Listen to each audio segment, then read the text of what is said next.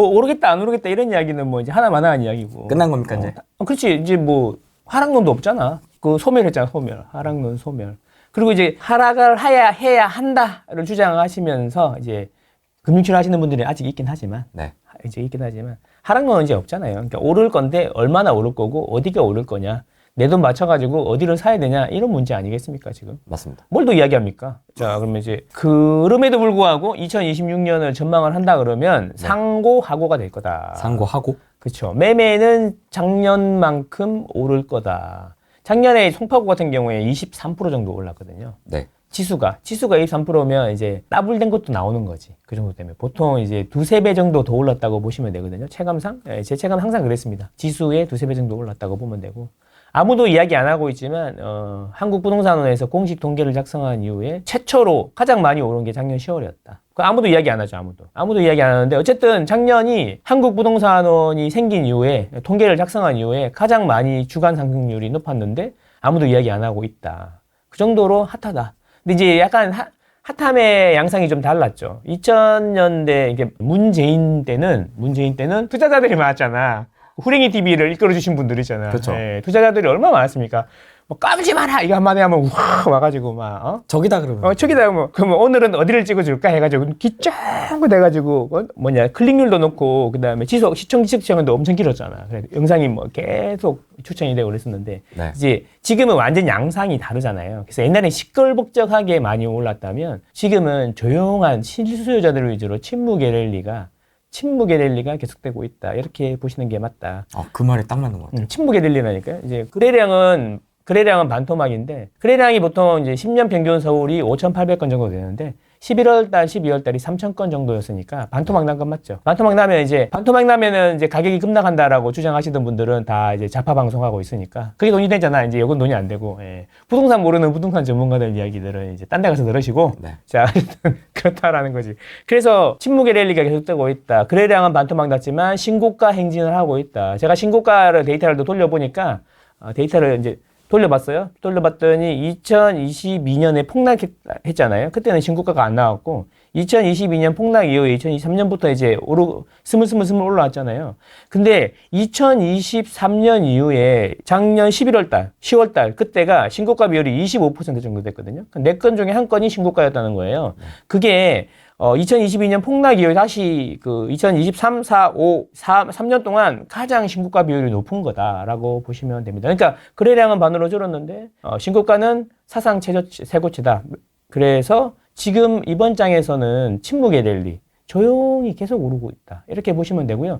이게 또 웃기는 소리 하지 마라. 막 이럴 수 있는데, 그 네이버 부동산에 들어가 보면은 네이버 부동산에 그 시세 실거래 탭을 누르시면 실거래 점이 찍히고, 그 다음에 실거래가 이렇게 되면 그 다음에 매물대가 이렇게 나와요. 매물대가 실거래보다 많이 올라가 있어요. 이게 이제 호가 실거래 계리율이라고 제가 그러는데, 호가 실거래, 호계. 이게 많이 올라가 있다는 게 뭐냐면 매물은 많이 줄었고, 그 다음에 호가는 되게 높게 나온다는 거예요. 근데 그래서 그게 한두 개 정도 거래가 되면 계속 점 찍히고 다시 올라가고. 이게 신고가가 나오면 그게 신고가가 앵커링이 되는 거죠, 앵커링. 내가 여보야 23억에 내놨는데 옆집이 25억에 팔렸대. 그러면 이제 어떻게 됩니까? 그렇죠. 저는 이제 25 밑으로는 안 팔죠. 그래서 그게 이제 신고가가 자꾸 앵커링이 되는 거야. 그럼 집주인들은 답답한 게 없으니까 답답한 게 없어. 팔 이유가 별로 없는데 꼭 팔아야겠다 그러면은 이거 뭐 한번 살 테면 사봐라 이런 분위기로 던져놓는 거지. 저기 옆집이 25억인데 우리 집은 저기보다 동층 향도 좋고 높고 인테리어도 돼 있고 뭐가 꼴릴 게 있어. 우리 집은 손으로 안으로 굽는다고 25억 5천 딱 이렇게 넣는 거죠. 앵커링. 그게 앵커링이잖아요. 단내림 효과. 그래서 이제 25억 5천에 콜이 들어오면 여보야 전화가 오네? 막 이러면서 야 오네? 막 그러면 26억 아니면 말든가요? 막 약간 이런 느낌으로 이제 안전자리에서 5천 1억씩 올리고 있는 거죠. 그게 이제 그럴 때 발생하는 게 점상한가 효과. 점상한가처럼 거래량은 적은데 신고가가 계속 나오게 되는 거죠. 이런 상황이 2026년에도 계속 될 것 같은데 이게 2026년 초에는 약간 다른 게 뭐냐면 저가 주택 쪽에 거래량이 터지는 단지들이 많다. 9억이야. 대체적으로 10억이야. 이런데 저가 주택 쪽에 거래량이 터지는 게 많다. 이게 이제 2030들이 대출 안 나온 상황에서 매수할 수 있는 게 저가 시장이니까 그런 것 같다. 집 사고 싶은데 사다리를 걷어차는 게 아니고 사다리를 가져가 버렸어요. 뭐 이렇게 잘라버렸어요. 뭐라고 그러냐? 파쇄를 해버렸어요. 그래서 어떻게 해요? 어떻게 뭐 이거 돌려가지고 걸어야 되는데 높이는 못 걸고 무서우니까 9억 정도까지 뭐 특례론 되는 데까지 생애 제초되는 데까지 뭐 서민 실질적 대출 되는 데까지 그거 이하로 보는 거죠. 1, 2억 가지고 한번 해보려는 거지. 그렇게 하는 거지. 그래서 이제 저가주택 쪽에 많이 거래량이 되고 있는데 일부 이제 인플루언서들의 이야기를 듣고 사는 경우도 있는 것 같아요. 유료도 있지만 그 뭐냐 상계주공이라든지 뭐 주공 아파트들 네. 그 작은 것들 있잖아요. 소형 평형들 그런 거밖에 살 수 없는데 이제 그런 것들 쪽으로 좀 많이 몰리는 것 같아요. 근데 좀 조심해야 될 것은 그런 것들은 이제 단지 가격은 비슷할 수 있지만 분담금은 나중에 차이가 많이 날 수 있거든요. 그런 부분을 좀 알고 들어가면 좋은데 어쨌든 그렇다. 그리고 이제 최근에 또 제가 그런 말을 많이 하는 게 관악구가 지난주에 1등 했어요. 전국. 관악구가 전국 1등 했거든요. 상승률이 서울에서 1등 했단 말이에요. 0.58 올랐습니다. 0.58. 0.3 이상 오르면 폭등이라고 하는데 0.58 올랐어요. 관악구가. 그래서 관악구가 많이 올랐다. 이게 그래서 이제 2026년에는 A, B, C 등급 중에 C급지에 이제 반란이 예상이 된다. 그래서 아마 이제 10억 이하 아파트들이 많이 오르면 이제 저변 인구들이 부동산이 오른다고 확신하는 저변 인구들이 많이 늘어날 거다. 그래서 포모가 올 수도 있다. 그래서 집 안 사신 분들은 이렇게 보고요. 하반기로 갈수록 그게 더 심해질 거다라는 겁니다. 이제 솔직히 말하면 4050 중에 일부 빼고는 뭐 잘 안 믿어요. 정부 이야기를. 믿어? 저요? 믿어요? 아니 전혀. 그렇죠. 안 믿어요. 안 믿고 그 이제 정부가 그래봐야 집값이 오른다는 거 이미 알아버렸어요. 사람들이 다 알아버렸고 자본주의가 몸에 밴 사람들이에요. 이게 당이라든지 우리가 그렇게 하면 되겠냐? 네가 아무리 욕심 부리고 그러면 안 된다. 모두를 위해서 해야 된다. 막 이런 거에 동의하는 사람이 거의 없다니까. 집값이 떨어져야죠. 무슨 개소리야. 지금 내가 자산이 쪼그라들고 있는데 지금 남 좋은 일 시키다가 내가 죽게 생겼는데 무슨 이야기야. 일단 나부터 챙겨야지. 약간 이렇게 간다니까요. 그게 이게 이기주의잖아요. 이기주의. 근데 이기주의가 나쁜 건가 이거지. 나쁜 거냐 이거지. 내가 나를 위해서 내 재산을 지키고 내가 나를 위해서 열심히 사는 게 나쁜 건 아니잖아. 그렇잖아. 그래서 앞으로 그래서 이분들이 상반기 특히 1월부터 한도가 채워지잖아요. 대출 한도가 채워지니까 대출 금리가 좀 높습니다. 대출 금리가 좀 높긴 하지만 그래도 움직이고 있고 그래서 이게 더 점점 심해질 거고 3, 4월 되면 폭발할 건데 그때 정부가 또 하나 또 때리겠지. 뭐 하나 나올 겁니다, 분명히. 1월 달에 때리기엔 너무 좀 그래요. 규제를 해도 욕만 먹으니까 3, 4월 되면은 막 많이 오르면서 규제 한번 나오고 선거 직전까지는 잘 유지를 하려고 노력을 많이 할 겁니다. 뭐가 더 나오냐고요? 대출 한도를 줄이겠죠. 더요? 뭐 생애 제초를 건든다든가 뭐 여러 가지 있잖아요. 세금을 올린다든가. 그 중과 유예는 안 해줄 것 같죠. 안 해줘야 매물이 나온다고 생각하잖아요. 근데 매물이 나옵니다, 실제로. 3, 4월 정도 되면 나오고 중과 유예 지나고 나면 매물이 더 잠기죠. 그래서 오르는 데가 더 오르죠. 이거를 몇 번을 해봤어 벌써. 우리가 몇 번 해봤는데 종부세하고 똑같은 거잖아요. 6월에 종부세 올린다 그러면 3, 4월에 무서운 사람들은 팔고 많이 물어봐 저한테.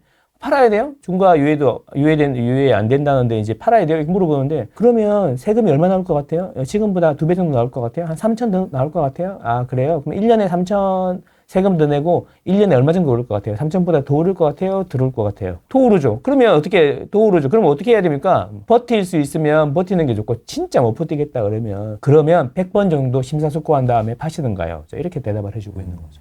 그런 거죠. 그래서 제가 보기에는 문제는 돈을 너무 많이 푼다는 거지. 망했어. 거의. 이러다가 이게 이렇게 좋은 나라를 봐봐. 돈 너무 풀렸나? 한국 GDP 대비 통화량 미국의 2배. 아니, GDP 대비 가계대출이 미국이 50%인데 우리가 90%라고. 나라 망한다고. 그렇게 난리를 치는 사람이 누구예요? BOK잖아, BOK. 창드래곤. 그렇게 난리 치더니 여기 보니까 이거는 그렇게 별로 문제가 안 된대. 돈은 누가 뿌리는데? 돈은 누가 찍어? 한국은행이 찍잖아. 그러니까 GDP 대비 통화량이 이렇게 많은 거는 왜 아무도 문제 삼지 않는 거지? 이게 무슨 문제냐면 이렇게 되는 거죠. 한국은 돈을 풀어서 해결하고 있다는 거야. 미국은 어떻게 하냐? GDP. 그러니까 경제를 활성화시키고 있다는 거지. 생산량도 많고 대출도 많은데 우리는 생산량은 계속 떨어지는데 돈을 풀어가지고 다 해결하고 있다는 거죠. 지금 대출금리가 올라가고 있어요. 대출금리가 왜 올라가? 대출금리가 왜 올라가냐면 국채금리가 올라가서 그래요. 국채금리가 왜 올라가요? 국채를 많이 찍으니까 그렇죠. 그걸 순발행액이라 그래요. 만기가 들어오면 갚는 게 있고 다시 발행하는 게 있잖아요. 순발행액이 사상 최고치죠. 자, 생각해 보세요. 국채가 뭐예요? 국채. 그냥 쉽게 설명드릴게요. 국채는 나라가 개인하고 기업에 돈을 빌리는 거죠. 그러니까 국민한테 돈을 빌리는 거야. 나라가. 자, 돈을 빌리는 거예요. 국가가 국민들한테 돈을 빌리는 거예요. 왜? 돈 뿌려야 되니까 빌리는 거야. 재정을 돌려야 될 거 아니야. 그러면 봐봐요. 국민한테 야, 돈 좀 빌려줘. 내가 정부야. 나올 뻔했다. 정부야. 돈 좀 빌려줘. 그러면 빌려줘? 아니요. 싫은데요? 그럼 은행에 넣으면 2% 주는데요? 아, 그래? 그러면 내가 3.5% 줄게. 빌려줄래? 그러니까 그래요. 빌려줄게요. 이렇게 되는 거잖아요. 국채도 이자가 있다는 거예요. 근데 정부는 국가에서 신용 등급이 가장 높으니까 가장 믿을만하다는 거야. 신용이 있다는 거잖아. 그래서 이제 3.5% 줘도 돈 뗄 일 없겠네. 그래서 이제 은행보다 좀 많이 주니까 빌려주자. 이렇게 빌려준단 말이야. 근데 계속 찾아와가지고 돈 좀 빌려줘. 계속 떨려. 돈 좀 빌려줘. 왜? 아니, 만기가 들어오면 마통을 갚아야 돼가지고 다시 돌려막기 해야 돼서 그러는데 돌려막기 자꾸 돈을 빌려달라 그러네. 근데 야 3.5%는 좀 그런 것 같아. 네가 너무 자꾸 빌려달라 그러니까 좀 믿음이 좀 안 가네. 그러면 얼마 주면 할 건데? 3.8? 4%? 콜? 4% 빌려줘. 이러기서 그런 거예요. 순발행액이 계속 국채를 찍어내서 돈을 뿌리다가 보니까 그 이자를 더 줘야 될 거 아니에요. 그래서 국채금리가 올라가. 자, 그럼 국채금리가 올라가면 무슨 일이 생기냐 하면 시장금리가 올라가요. 자, 우리 여러분들이 고정금리 대출을 받으시죠. 고정금리 대출을 받으실 때 은행은 은행채, 채권은 다 돈 빌리는 거예요. 은행채를 발행해서 그 돈으로 조달해갖고 대출을 해준단 말이에요. 그게 은행채 5년물 AAA 무부정이라는 채권을 발행한단 말이에요. 국가에서 3.5% 주다가 이제 4%의 돈을 이자를 쳐주는데 국가에서 그보다 신용도가 낮은 은행에서는 은행이 돈을 빌리라 그러면 국민들한테 이자를 얼마나 줘야 돼요? 최소한 국가보다는 더 줘야 될 거 아닙니까? 3.5에서 3.5라서 4%의 국채를 발행하다 은행 채권을 발행하다가 국가에서 4% 해주네? 그럼 우리는 4.5 해줘야 되는 거야. 그래야 돈을 빌려줄 거 아니에요. 그렇잖아요. 국가에다 빌려주면 4% 주는데 니네가 더 줘야지 신용도 안 좋은 게 4.5% 이렇게 되는 거잖아요. 그래서 이제 은행채 가격이 올라가니까 고정금리 대출 받는 사람 금리가 올라가는 거예요. 이렇게 해서 국채금리가 올라가면 전체적으로 다 금리가 올라가는 거죠. 기존금리는 계속 동결하고 이루고 있는데 대출금리가 올라가는 이유는 근본적으로 돈을 많이 찍기 때문에 그런 거죠. GDP 대비 미국엔 몇 배라고? 2배. 이거는 왜 심각하다고 생각 안 하냐 이거지. 미국은 GDP를 키워서 엔비디아니 계속 기업을 어떻게든 끌어들여가지고 생산시키고 전 세계 인재들을 끌어들이기 위해서 노력을 하고 이렇게 해서 계속 자기 국내 기업을 살려서 GDP를 키우니까 부채가 상대적으로 적은 건데 우리는 이 경제를 키우는 생각은 별로 없어. 돈 많이 벌었어? 세금 내. 삼성 돈 많이 벌잖아. 나쁜 놈이야. 돈 많이 벌면 무조건 나쁜 놈이지. 어떻게든 때려 죽이려고 하잖아. 쿠팡 나가. 새벽 배송 필요 없어. 노조 가입 안 했잖아. 끝나. 민노총 아니지. 나가. 이런 식이 나는 거지. 그러니까 이게 키워서 이 기업은 안 키우고 뭔가 또 근데 해줄 거는 많잖아. 여기 또 주머니 벌려봐. 15만 원. 이쪽도 벌려봐. 25만 원. 상생. 상생. 민생, 상생, 민생. 이렇게 칙칙칙칙 팍팍팍팍 이러고 있잖아. 돈이 없잖아. 국채 발행.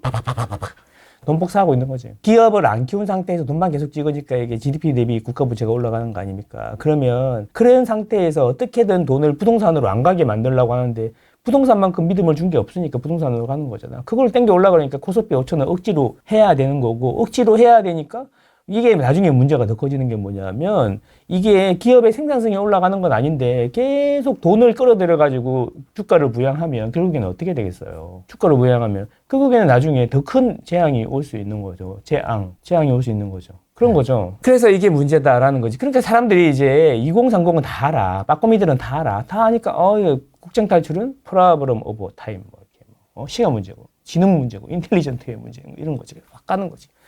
그렇게 가니까 또 한국은행에서는 환율이 높은 것은 서학개미 때문이다. 한국은행장이 이렇게 적극적으로 말도 안 되는 소리를 같은 거를 하는 적이 있었나요? 여러분? 처음 들어봐. 아니 강남 대시동의 학원 문제 때문에 집값이 비싼 거라고 이런 이야기를 하고 있는 거죠. 집값이 비싼 건 한국은행에서 돈을 많이 찍어서 그렇죠. 안 그래요? 돈이 없는데 어떻게 집값이 올라가요? 한국은행에서 돈을 많이 찍어서 그런 거예요. 네 책임이라고요. 가계에서 돈을 많이 빌려가지고 가계부채가 늘어나서 나라가 망한대. 한국은행장이. 근데 한국은행에서 돈을 많이 찍어서 GDP 대비 통화량이 미국의 2배인 거는 문제가 안 된대. 지난번에 나와서 이런 말씀 드렸잖아요. 지금 환율이 있잖아요. 1,700원까지 갔는데 어젯밤에 또 내가 이거 후랭이 준비하고 있는데 갑자기 돈을 뿌렸나 봐. 그래서 장난하냐? 확 들어서더라고. 그래서 뭐지? 그랬는데 아침에 일어나니까 호수에 돌 하나 던진다고. 그 호수 물이 없어지나? 다시 올라가는 거지. 그러니까 이게 근본적이고 구조적인 문제가 있다는 거예요. 우리나라에 지금 심각하다는 거예요. 보세요. 2013년부터 2021년까지는 그래도 어느 정도 천천히 이렇게 상승을 했는데 2021년 이후에 코로나 때문에 많이 풀었다고 치자. 근데 그 이후에도 지속적으로 보면 계속 통화량의 환율이 올라가는 속도가 가팔라지고 있지 않습니까? 그게 뭐예요? 우리나라 돈의 가치가 지속적으로 떨어지고 있다는 거야. 단기적으로는 수요와 공급에 의해서 환율이 결정되는 게 맞지. 환율이라는 건 그 순간에 그 원화에 대한 달러에 대한 수요와 공급에 의해서 결정이 되는 건 맞아. 그래서 뭔가 단기적으로 뭔가 문제가 있다 그러면 올라갔다 다시 제대로 돌아가는 게 정상이단 말이야. 근데 점점 위쪽으로 계속 돌아가는 걸 보면 계속 위쪽으로 가는 게 정상이다라는 거지. 이야기가 구조적인 문제가 있다는 거야. 그냥 서학개미가 돈을 많이 환전해서 그런 거면 환전을 안 하면 다시 돌아오겠지. 계속 환전을 많이 하는 건 아니니까. 그리고 국민연금에서 뭐 외국에 투자를 많이 해서 그런 것도 있고. 전체적으로 보면 미국 애들이 보기에 와 한국은 사실 매력적이가 않네. 그냥 별로네. 이렇게 생각하는 거지. 그래서 계속 지속적으로 원화를 달러로 환전하기 때문에 그런 거잖아요. 이 구조적인 문제를 해결하려고 해야 되는데 마치 부동산 정책 같은 거지. 강남 올랐네. 강남에 투기꾼들이 많아요. 다 조사해봐. 다 나와. 조사하면 다 나와. 다 틀어봐. 특급이라도 해야지 이거 진짜. 다 틀어봐. 이런 식으로 가는 거야. 돈 어디서 났어? 어디서 났어? 어디서 났어? 이러고 있는 거지. 그게 문제 해결이 되냐고. 근본적인 문제 해결이 되냐 이거죠. 그래서 근본적인 문제 해결을 위해서 노력해야 될 때가 됐다. 그런데 돈을 그래서 더 안 찍어낼 것 같아요, 여러분. 근데 돈을 많이 찍었잖아요. 그러니까 집값이 오르는 거죠. 올해는 어떨 것 같아요? 그렇죠. 근데 올해는 입주 물량이 10,000 밑으로 내려가죠. 작년에는 35,000원이었는데.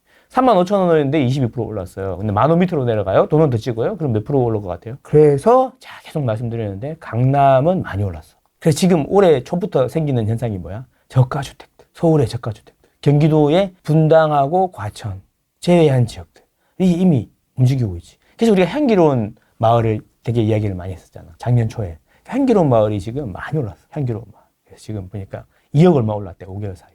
그래서 제가 어제 깜짝 놀래가지고 다시 한번 봤더니 전고점을 다 돌파해서 전고점에 120%까지 간 것들이 많아. 그래서 이제 이게 지난주에 카나쿠가 그 서울에서 1등을 한 게 0.58 오른 게 우연은 아닌 것 같다. 여러분 지금 긴장하셔야 됩니다. 2026년은. 그래서 제가 2026년은 뭐 오르고 내리고 문제가 아니라 이 구조적인 문제가 절대 해결이 안 돼요. 이런 이야기를 단 한 명도 안 한다는 거지. 그게 문제라는 거지. 그러니까 문제는 그러면 이런 상황에서 여러분은 어떤 스탠스를 취해야 되냐. 나라가 개판이네. 이게 다 뭐 때문이고 뭐 때문이고 뭐 때문이고 이럴 게 아니라 뭐 때문이에요?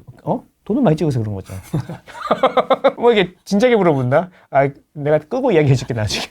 오른다라는 이제 근거에 대해서 말씀을 드렸는데 이런 상황에서 이게 나라냐 이런 포지션은 자기의 이제 우리는 재테크 방송이니까 돈에 관련돼서 이야기하면 돈은 냉정하고 당신의 감정 따위는 돈은 신경 안 씁니다.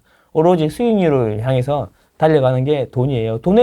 돈에서 따뜻함을 뭐 여러분들 막 얻으려고 하면 안 돼. 돈에 언제 따뜻하냐면 내 집이 많이 올랐을 때 따뜻한 거야, 그때. 그러니까 그런 생각을 해봐야 되는 거야. 그러면 나와 우리 가족의 행복을 지키기 위해서 어떻게 해야 되냐, 이런 이야기죠. 미국으로 이민 가?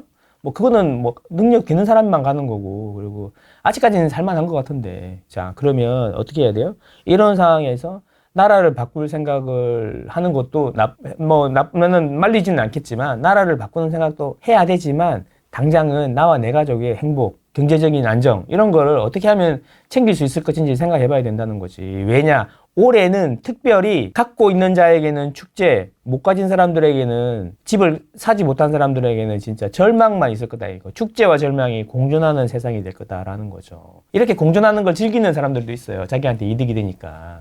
뭐 그런 사람들 말고 어쨌든 간에 노이즈를 다 제거하고 당신과 당신 가족의 행복을, 자산, 경제적인 안정을 어떻게 할 건지 한번 생각해 봐야 된다라는 겁니다. 전세 만기가 안 돼서, 전세 만기가 12월인데, 그때 12월 만기 되면 그때 전세금 빼가지고 살려고 그러는데, 늦을까요? 이런 생각 하지 마요. 지금 이제 전세 빼서 나간다고 하잖아요? 그럼 주인들이 너무 좋아합니다. 왜 전세금이 많이 올라서. 너 나가면 전세금 올려받을 수 있거든요. 바로 전화하면, 아이고, 그동안 감사했습니다. 막 바로 이런다니까. 되게 좋아한다니까요. 그렇게 행동해야 된다. 나는 이렇게 생각합니다. 2023년에는 그런 이야기 했죠. 2023년에 사지 않으면 2024년에 후회한다고 했는데 그게 2025년까지 됐는데 이제 2026년에는 사지 않으면 절망이 온다. 이렇게 생각하시면 됩니다. 문제는 돈은 계속 늘어나는데 공급 물량이 40년 만에 최저가 4년 동안 유지된다. 이거를 내가 한 100번 정도 이야기해서 100번. 100번.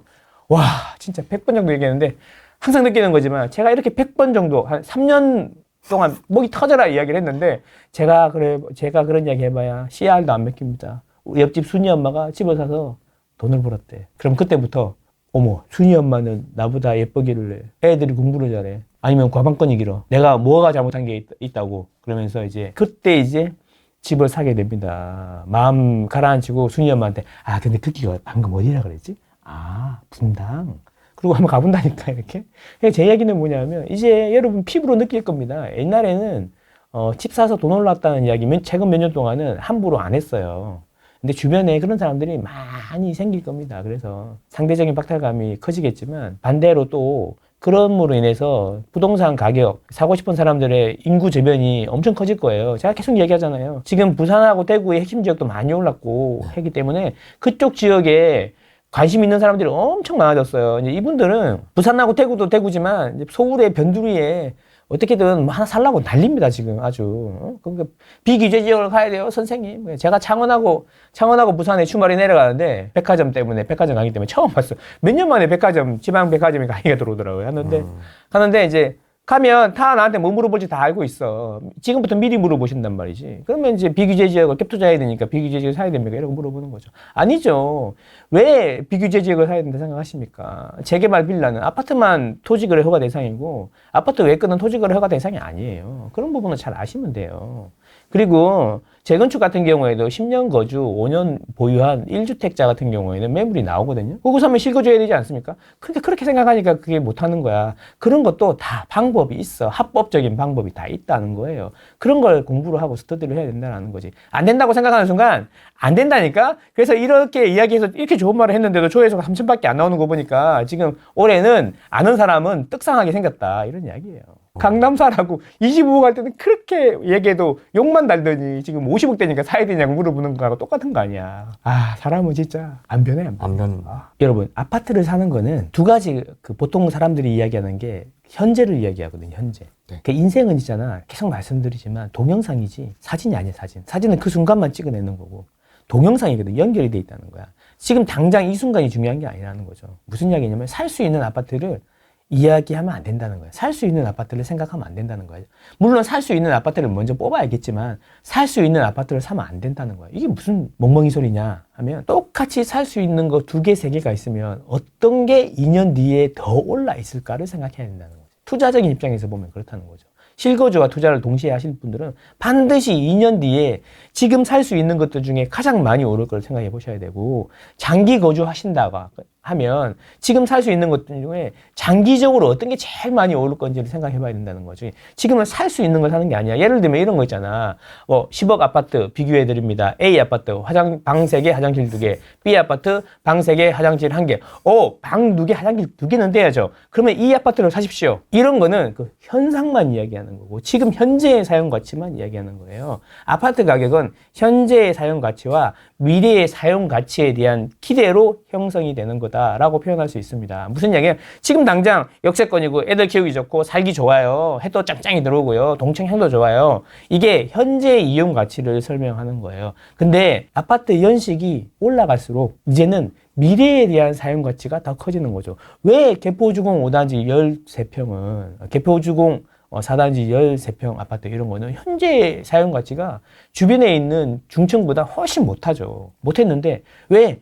재건축이 다 돼가니까 훨씬 더 비싼 가격이 나오잖아. 그건 뭐야? 미래에 대한 기대가 가격에 반영이 되는 거죠. 미래에 35억이 될 건데 지금 8억이니까 웃돈을 10억을 주고라도 사야 된다. 이렇게 되는 거 아니야. 그래서 이게 중요하다는 거야. 그럼 길게 보면 10년 이상 살 거라고 생각하면은 10년 뒤에는 어떤 게 좋을까? 이런 걸 고민해야 되는데 당장 맨날 A 아파트, B 아파트 어떤 게 좋아요? 이런 것만 하면 안 된다라는 거예요. 저는 출퇴근이 편해야 되니까 이 아파트를 살래요. 이거는 당장은 자기 편한 거가 좋을 수 있지만 자산 형성에는 도움이 안 될 수도 있는 거야. 출퇴근이 멀더라도 2년 동안 고생했어. 근데 2년 지나고 나니까 여기는 1억 오르고 여기는 3억 올랐어. 그래서 1년에 1억씩 생겼어. 그럼 어떤 거 선택하는 거야? 어떤 거 선택하는 거야? 그렇지. 근데 사람들은 현재만 생각하는 거야. 당장 이 사진으로만 보는 거지.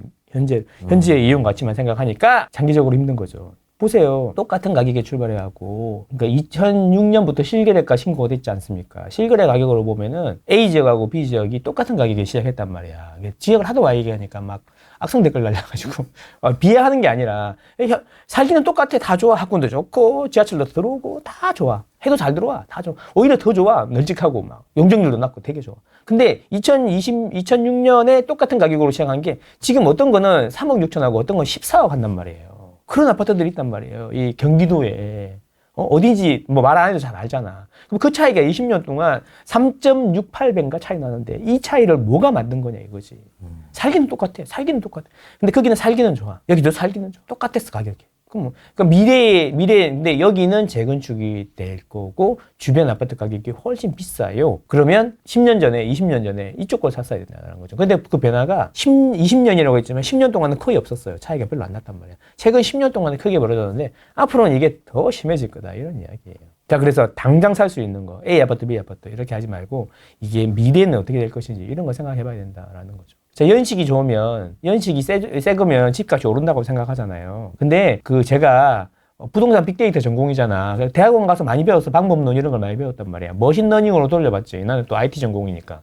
머신러닝. AI의 한 분야죠. 머신러닝으로 돌려보니까 자, 우리 서울 아파트의 신축 가격은 10년 차가 지나면 급격하게 떨어진다. 가격이 떨어진다. 그리고 22년 차까지 쭉 떨어진다. 뭐냐면 신축 효과는 현재 기준으로 보면 10년 정도다라는 거예요. 근데 그게 제가 보기에는 10년 전쯤부터 커뮤니티가 좋고 뭐 이렇게 밥도 나오고 이런 것들이 많이 생겨서 그런 것 같은데 어쨌든 신축 효과는 그렇게 오래 안 간다는 거예요. 10년 정도 간다는 거야. 그러면 그 다음부터 20년 차까지는 가격이 계속 떨어지다가 22년 차부터 올라요. 22년 차부터. 왜 20년 차부터 22년 차가 왜 비싸냐고. 그걸 생각해 봐야 된다는 거지. 22년 차가 되면 20년 차보다 비싸지만 비싼 이유가 미래에 대한 사용 가치, 새 아파트가 된다는 기대감이 커지니까 커지면 커질수록 가격이 더 많이 오르는 거지. 평균은 이렇게 오르지만 재건축이 되는 건 이렇게 오르고 재건축이 안 되는 건 이렇게 내려간다는 거야. 그래서 평균이 이렇게 된다는 거야. 그래서 아무거나 하면 안 된다는 거지. 입지가 좋네, 뭐네 이런 소리도 괜찮지만 이제 서울이라는 대도시에서는 재건축 재개발 아니면 신축이 들어올 수 있냐고요. 이런 걸 생각해봐요. 경기도의 핵심 지역 다 재개발, 과천, 분당, 평촌 다 봐봐 다 재건축이잖아. 재개발이고. 그 재개발 재건축이 앞으로 어떻게 될 건지가 이제 시대의 이슈고 여러분이 평생 생각해야 될 이슈인데 아직도 신축이 좋아요. 입지 좋은 구축도 괜찮아요. 괜찮습니다. 괜찮아. 나쁘지 않다는 거예요. 없는 것보다는 훨씬 나을 거예요. 근데 이제 격차를 생각해봐야 돼. 있냐 없냐가 아니라 너 있어? 나도 있어? 있어. 너 가방 뭐 들고 다녀? 가방 있어? 나 가방 있어. 너 차 있어? 차 있어. 이랬단 말이야, 옛날에. 차 뭐야, 너? 너 차 뭐야? 아반떼. 아반떼? 뭐 이렇게 되는 거야. 알겠지? 무슨 말인지 이해했어요? 너 가방 있어? 가방 있어. 너 가방 뭔데? 메트로시티. 메트로시티. 이렇게 되는 거야. 무슨 말인지 알겠지? 나는 L이야. 막 이런 거. 이렇게 되는 거야. 그래서 이제 있냐 없냐가 문제가 아니라 이제 격차의 문제를 생각해 봐야 되니까 앞으로는 격차에 대해서 고민해 봐야 된다라는 거지. 미래에 대해서. 과연 2년 뒤에는 어떤 아파트가 내가 살 수 있는 것 중에 가장 높은 가격을 형성할 것인가에 대한 고민을 해봐야 되는데 화장실이 2개예요? 복도식이에요? 안 되겠는데요? 이게 아니라는 거야. 현재 상태가 아니라 미래에 대한 이용 용도에 대한 그런 개념. 그게 격차를 만들게 될 것이다. 이런 이야기. 정비사업은 진짜 올해 핵심 키워드가 될 것 같긴 해요. 2026년에 서울의 부동산 시장을 주도할 주도주는 제가 보기에 목동하고 여의도다. 목동하고 여의도. 그리고 한남하고 성수도 지속적으로 이야기가 나오겠지만 네. 목동하고 여의도가 재건축이 되면서 재건축이 진행이 매우 빠르게 될 거예요. 근데 뭐 이런 이야기하면 그런 말씀하시죠. 추가로 노후계획도시 특별법이 될 거다. 이 3개가 주도하게 될 거다라고 생각하는데 목동 벌써 평당 1억이고 여의도도 평당 1억인데 뭐 이렇게 저 아저씨는 맨날 잠실 산다고 비싼 거 이야기만 하고 막 이렇게 하잖아요. 근데 여러분 잘못 생각하시는 거예요. 목동이 25억 하다가 35억이 되잖아요. 그러면 요걸 달지 말고 생각을 해봐야 되는 거야. 그렇게 되면은 사람들이 이제 무슨 이야기를 하냐 하면 작년부터 계속 목동 내가 이야기하면 들어오는 이야기가 뭐야? 목동 아파트는 힘든데 그 옆에 땡땡 레미안 괜찮나요? 이건 어때요? 신정 뉴타운 어때요? 그게 왜 그런 거예요? 신정 뉴타운 물어보지도 않았는데 왜 그런 거야?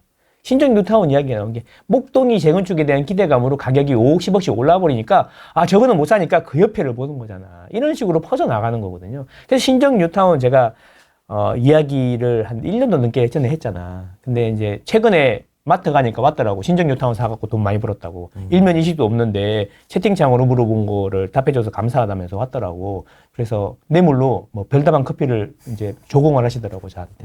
너무 감사하지. 보람있지. 어쨌든 그렇다는 거야. 그러니까 이렇게 간다는 거야. 여의도가 올랐잖아. 그러면 여의도가 너무 비싸니까 여의도는 못 사잖아. 그러면 이제 영등포를 보겠지. 그러면 영등포의 아파트의 핵심은 뭔지 알아요? 영등포 아파트의 핵심은 중공업 지역이에요. 중공업 지역. 중공업 지역의 용적률이 최대 400%까지 올라갈 수 있잖아. 기본으로 400까지 하잖아요. 거기다가 이제 여러 가지 이슈들이 결합이 돼가지고 이제 거기도 같이 올라갈 거다라는 이야기예요. 제가 드리고 싶은 이야기는 뭔가 주변의 아파트 가격이 내가 생각하기에 비정상적으로 높게 나온다고 하면 욕을 하지 말고 그럼 그 주변을 어떻게 볼 건가 이런 걸 생각해 봐야 되는 거죠. 잠실르엘이 48억 7천을 찍었다. 라는 이야기 들어보셨어요? 실거래 신고는 안 했다. 왜? 실거래 신고하면 그게 앵커링이 되니까 주인들이 가격을 올려서 거래가 안 되니까 부동산이 신고가는 실거래 신고를 늦게 하는 경향이 있습니다. 특히 비싼 것들은. 이 원리를 참 알아야 돼요. 부동산에서 물건을 내놓고 팔고 하는 생리를 모르는 사람들이 맨날 이렇게 이상한 소리를 하는 거야. 조작이다 뭐다 이런 소리를 하는 거야. 부동산 한번 사보지도 않은 것 같은 사람들이 맨날 부동산에 대해서 이야기를 하고 있으니까 부동산 모르는 부동산 전문가들 이야기를 듣고 있으니까 속이 시원하잖아. 내릴 거라는데 기다려야지. 얼마나 편해. 내가 아무것도 안 해도 되잖아. 내릴 거니까. 오를 거라 그러면 막 찾아보고 대출 알아보고 막 마통을 내내 안 내내 막 안 그래도 사기 싫은데 와이프가 계속 이야기하고 그렇잖아. 그러면 이제 내릴 거라면 가만히 있으면 되잖아. 얼마나 좋아. 제 이야기는 뭐냐면 47억 8천에 거래가 됐대요. 그래서 제가 제일 먼저 그때 이야기했던 게 그거예요. 48억이 됐으면 그 다음에는 이게 48억이 됐으니까 그러면 방이동은 얼마 할 것 같아? 이제 앞으로 재건축하면 이런 이야기를 질문을 하는 거야. 방이동도 비싸던데요. 20억 넘던데요. 아, 그럼 방이동이 안 되면 가락동은 어때? 송파동은 어때? 아, 송파동은 안 돼? 그럼 가락동도 안 돼? 그러면 거여 마천은 어때? 가락시형은 어때? 이런 이야기 하는 거야. 그래서 이제 결국에는 거여 마천에 뉴타운이 가격이 오르는 거지. 이게 잠실로에서 시작한 파도가 거여 마천까지 가는 거죠. 이런 생각을 해야 된다라는 거죠. 이게 신고가 추정법입니다. 제가 말을 안 하려고 했는데, 밖으로 미천인데, 신고가 추정법이다, 이게. 주식에도 신고가 추정 매매 같은 거 있잖아. 그런 거하고 똑같은 거다라는 거죠. 이게 계속 될 거다라는 거예요. 그래서 신고가가 나오면 항상 동네 주변에 신고가가 나오면 항상 주의해야 되고, 내가 관심 가지는 동네의 대장 아파트 가격, 실거래 가격은 일주일에 한 번씩이라도 제발 좀 보라 이거예요. 그래야 내가 느낍니다. 안 보고 있다가 나중에 6개월 뒤에 막 5억 오르고 나서 어머 미쳤나봐 진짠가 봐 자기야 가자 돈 없다 이렇게 되는 거지. 그지? 그러면 우리 좀 밑에 있는 요거라도 좀 사면 안 돼요? 그러면 피터지게 싸우는 거지 부부가. 그러니까 지금은 2단계인 것 같아요. 많은 분들이 그걸 고민하는 거야.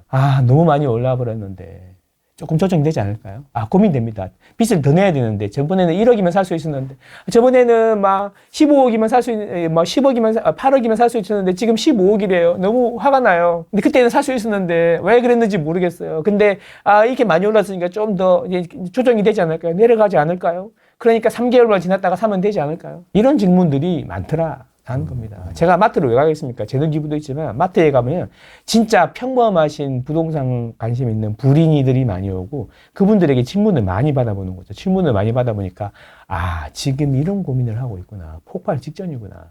이런 걸 생각하는 겁니다. 분당은 이게 보셔야 될 게 이제 내가 흐름이 있다 그랬잖아요. 동네 안에서도 흐름이 있으니까 분당은 이제 블록을 3개의 블록으로 나눠서 보야 돼요. 서수정이 있죠. 서수정, 서연, 순회, 정자. 지도 가지고 오랜만에 얘기 한번 해볼까? 서연, 순회, 이제 정자, 이렇게 서수정이라고 하잖아요. 그럼 보시면 계획도시라서 자세히 보시면, 항상 우리 일기심 도시에는 센트럴파크가 있어요. 센트럴파크, 중앙공원, 한국말로 중앙공원이 있거든요. 네. 중앙공원이 중앙이라는 이야기예요. 중앙을 중심으로 서연하고 순회. 그래서 서연하고 순회가 옛날에는 핵심이었죠. 그래서 옛날에 서연이 더 좋았어요. 이게 고등학교가 뭐라 그러냐, 평준화가 안 됐을 때는 서영고등학교가 좋았거든. 근데 이제 평준화가 되면서 중학교 위주로 되면서 순회하고 내정중학교가 있는 순회동으로 좀 넘어왔어. 근데 이제 신분당선이 뚫리면서 정자동이 라이징 스타가 된 거고, 전체적으로 보면 정자동이 이제 어쩌면 순회동하고 수연동하고 어깨를 나란히 하는 수준에서 좀 더 올라갈지도 모른다. 이런 생각인 거죠. 그러니까 임해동도 있고 구미동도 있고 하는데, 서수정 위주로 이제 말씀을 드리면, 왜냐하면 임해동은 이렇게 좁거든, 폭이. 그래서 이제 제가 지금 설명하는 컨셉에 이게 서수정이 맞다. 여러분 보시면 여기 블럭이 역 주변으로 보면 한 블럭, 두 블럭, 세 블럭 이렇게 돼 있단 말이에요. 세 블럭. 네.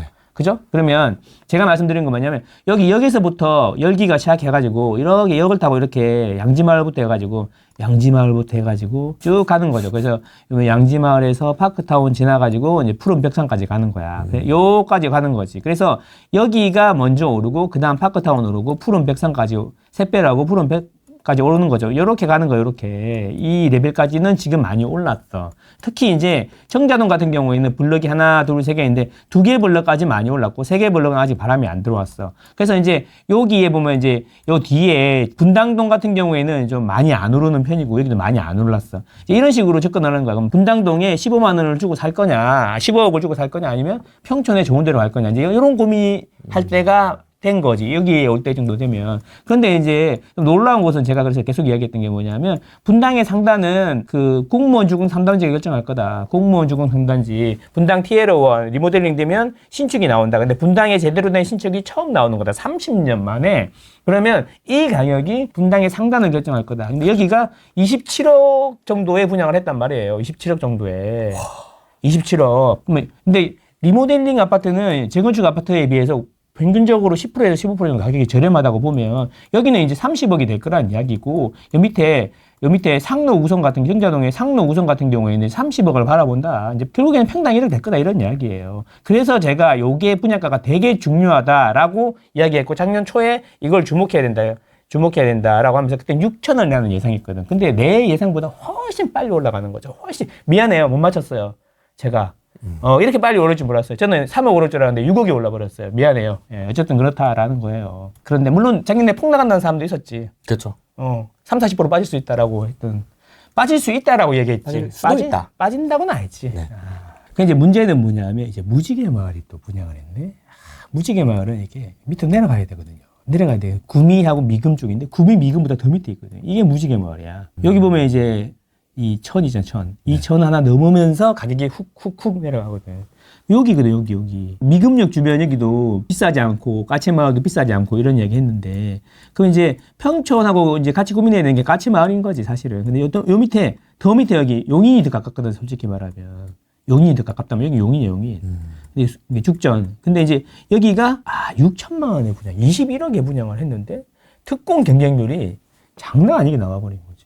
여기가 이제 평당, 이제 여기가 84 기준으로 이제 22억 정도 된다고 보면, 이런 게 지금 바로 옆에 있는 게 보면 지금 14억 7천이잖아. 네. 그치? 이런 식으로 이게 주변에 신축이 들어오면 욕을 하지 말고, 그러면 그 옆에, 이렇게 생각하면 된다는 거야. 이게 너무 쉬운 거지.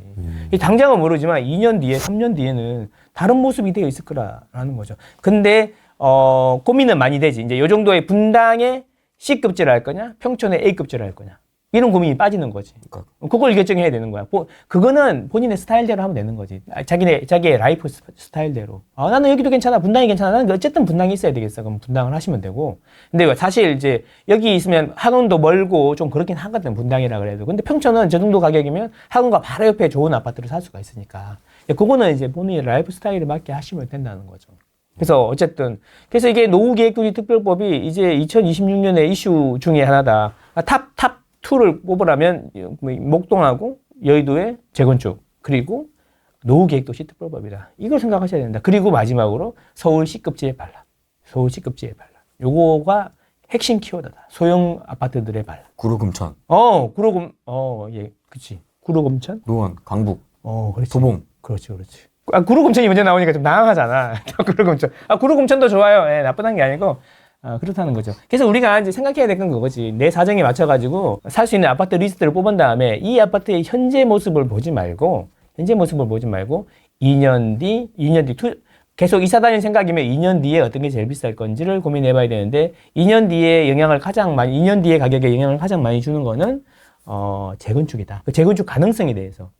단지 배열 사업성에 대해서 이런 거를 고민해 봐야 된다라는 거죠. 재밌는 게 뭐냐면 너무 정적이 흐른다는 거죠. 이게 정부가 진짜 독특한 게 사람들이 관심이 없게 만들어 버렸어. 대부분의 사람들은 관심 없고 관심 있는 사람들만 막 바쁘게 움직이는 거지. 여기 톡방. 여기 650명만 네. 이렇게 놀라울 정도로. 그래서 있잖아. 아니 공급 대책을 발표했어, 여러분. 12월 31일에 여러분 공급 대책을 발표했다고요. 근데 여러분 알았어요? 관심 있어요? 몰랐어요. 없잖아요. 근데 그래서 내가 한번 찾아봤거든. 너무 조용한 거야. 그래서 이 12월 31일에 공급 대책을 발표를 했는데 여기 조회수가 있잖아요. 네. 조회수가 4,300이야. 너무 조용하지 않아? 근데 그래서 내가 야 이렇게 조용할 수가 있나? 그래서 대책인데 그래서 제가 봤더니 1015는 17만 9천의 조회수가 됐다는 거야. 60분의 1로 줄은 거야.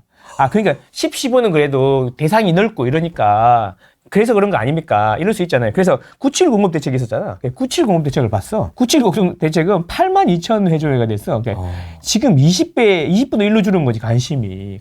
그래도 아무리 공급 사이즈가 적다 그래도 이거 20분의 1은 좀 너무 심한 거 아니야? 그래서 이게 내가 정부가 너무 잘하고 있는 것 같은 거야. 관심 아예 꺼버리게 만드는 거지. 조용히 던지는 거지. 주식으로 가.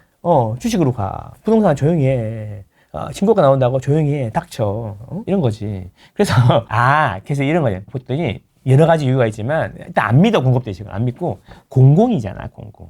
공공인데, 이번 공급대책의 특징이 뭐냐면, 공공을 반을 하겠다. 이런 얘기. 이 공공을 반을 하겠다.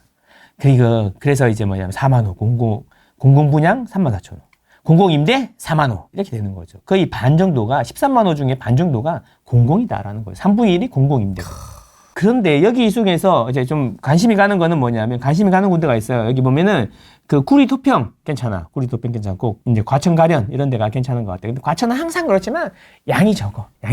그래서 이런 곳들은 한번 해볼만 하겠다. 근데 나머지 구역들은 이제 너무 멀리 있더라.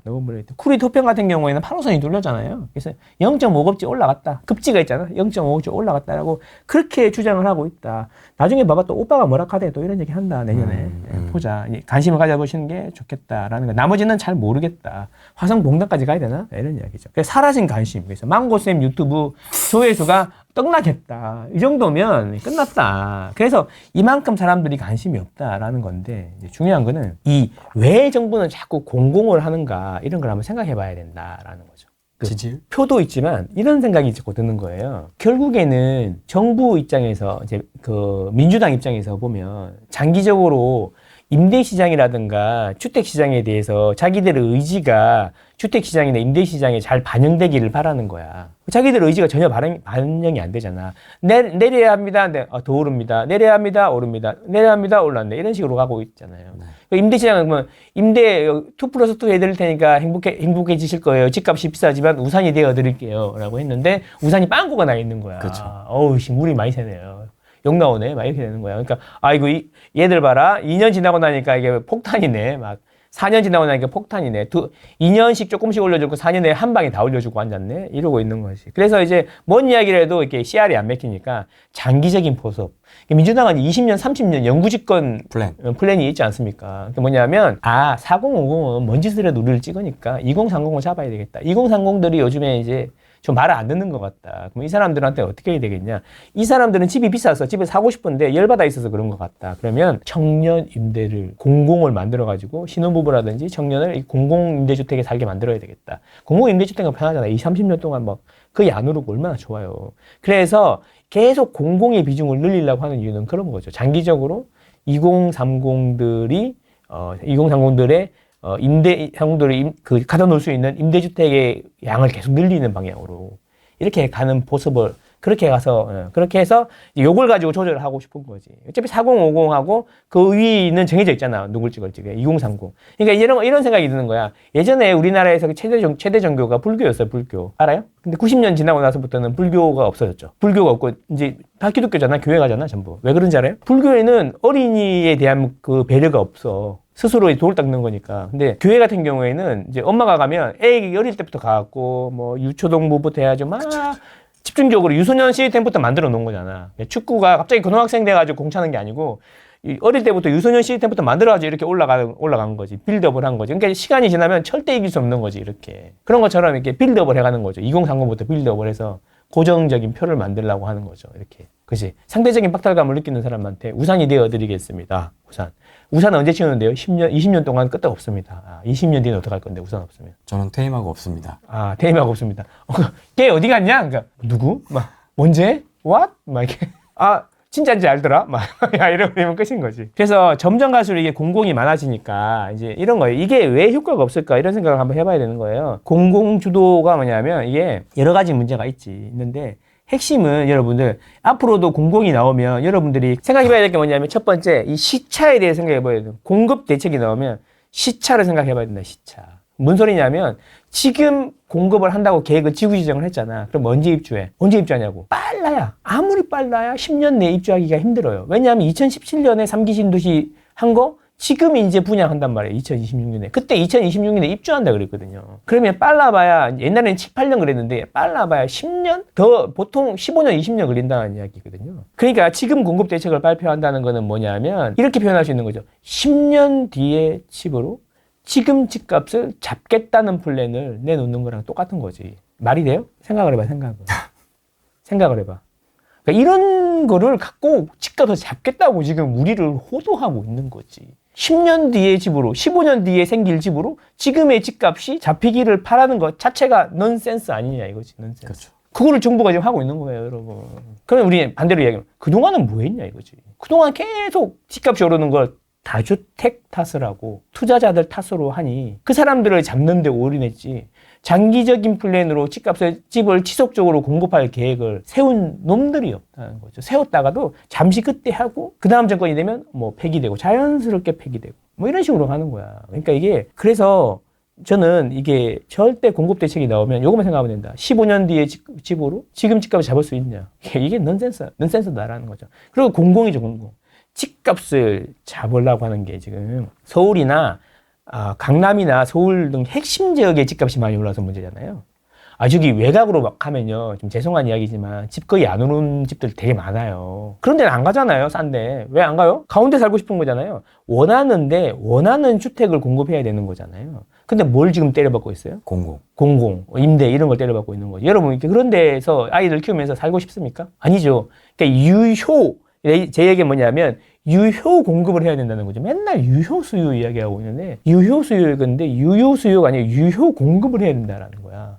그리고 자꾸 외곽에다가 임대주택을 지어놓으면 사람들이 와 좋다 이러고 하냐고. 사실 그걸 알고 있다고. 예전에 그 노무현 때 정책 수정을 했던 그분이 책을 써놓은 거 있잖아. 그 책이 나중에 박제돼가지고 계속 김수현 성지순례 되고 있는데 거기서 책이 있잖아. 집을 가지면 우파가 되고 보수로 바뀌고 그 다음에 집은 그 원하는 곳에 원하는 집을 지어줘야 된다 이런 이야기 본인도 했잖아. 알고 있다니까 모르는 게 아니라니까. 그런데 계속 정치적으로 우파가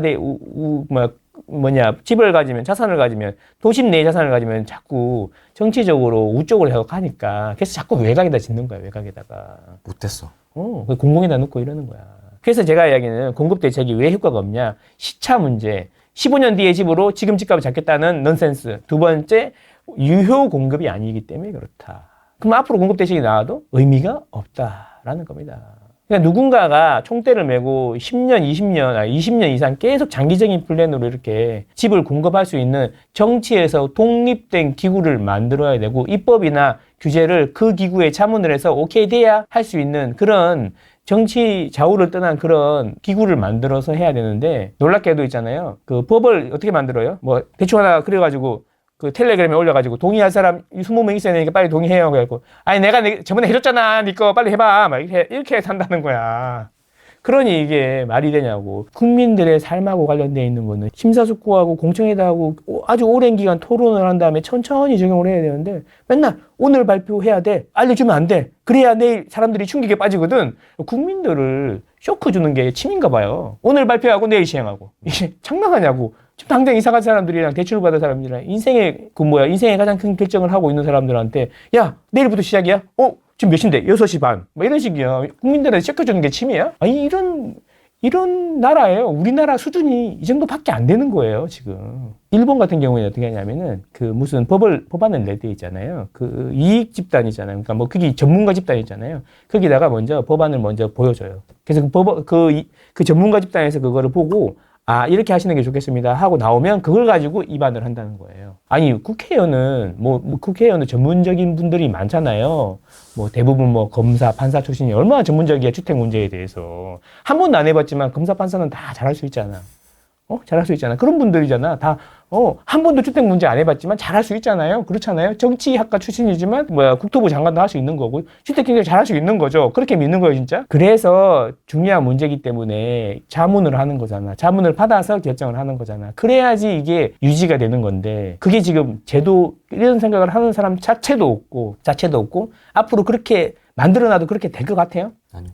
그러니까 지속적으로 서울은 어떻게 되겠다? 서울은 노답이에요. 공급이 안 되는 거야. 그러니까 여러분 생각을 해보세요. 앞으로 양극화가 심해지고 시간이 갈수록 이게 격차가 더 커질 텐데 어떻게 해야 5년, 10년 지나고 나면은 진짜 격차가 엄청 커져 있을 텐데 어떻게 해야 될지 딱 나오는 거잖아. 이게 너무나 답이 뻔한데 진짜 답답한데 2022년부터 그렇게 이야기를 했는데 오빠가 뭐라 하대. 근데 지금 있잖아요. 이게 그 예를 들어서 이런 거예요. 장기적으로 공급 대책을 세우고 그게 정권이 바뀌더라도 계속 유지가 돼야 되는데 정권이 바뀌면 다 없어지잖아. 네. 모든 게 없어지잖아. 삭제시켜버리잖아. 정권이 바뀌면. 모든 건 삭제되는 거죠. 사람도 사라지면 정책도 사라진다는 거야. 꽤 중요한 거는 교육도 100년지 대계라고 하잖아요. 100년지 대계인데 뭐 교육감 맨날 바뀔 때마다 뭐 이렇게 막 하고 교육감도 중간에 사라지잖아. 네. 자꾸 이러니까 애들 뭐 이번에는 이랬다가 저번에는 저랬다가 막 말도 많은 거지. 공청회를 해갖고 토론을 하고 결과를 오랜 동안 심사숙고하고 문제 제기를 해서 이게 그걸 이렇게 다듬어서 할 생각은 안 하고 그냥 내일부터 이렇게 해. 왜? 나는 원래 그렇게 생각해. 아니 네가 그렇게 생각하는 건 그렇게 생각하는 거고 우리 아이들의 교육 문제, 우리나라의 미래에 대해서 이야기하는 건데 지가 그렇게 생각한대요. 그치? 그러면 되는 거야? 아니잖아. 그런 거다라는 거죠. 그래서 안타깝다. 예를 들어 이런 거예요. 만약에 지금 여러분이 입주를 하는 아파트가 있어요. 신축 아파트가 있어요. 그러면은 이렇게 얘기하니까 신축 아파트가 있어요. 그러면 그 아파트는 언제 지구 지정이 됐을까요? 재건축 재개발일 텐데. 뭐 길면 20년 전, 뭐 대략 평균적으로 한 15년 정도 전에 재개발 구역이 지정이 됐을 거야. 그러면 그거를 안 된 것도 있지만 뭐 무슨 3구역, 2구역 이런 데 있잖아. 저기 서대문구에 가면은 그런 데 있잖아. 그런 데처럼 장기 표류한 데도 있고 뭐 한남 뉴타운은 2000년 초반부터 지정됐으니까 장기 표류한 데도 있잖아요. 성수 전략 경비구역도 그렇고 뭐 그런 데 빼고 나머지 된 데들 보면 대략 이제 15년 10년 전에 지정한 거란 말이죠. 그럼 2026년부터 입주 물량이 급감한다는 이야기는 시계를 삐르르륵 돌리면 2010년 초반부터 2010년 중반까지 지구 지정이 안 돼서 그런 거다라고 볼 수 있는 거죠. 그때 무슨 일이 있었습니까? 지금 서울시장님께서 청운의 큰 꿈을 안으시고 서울시장직을 도시락 문제로 내려놓으시고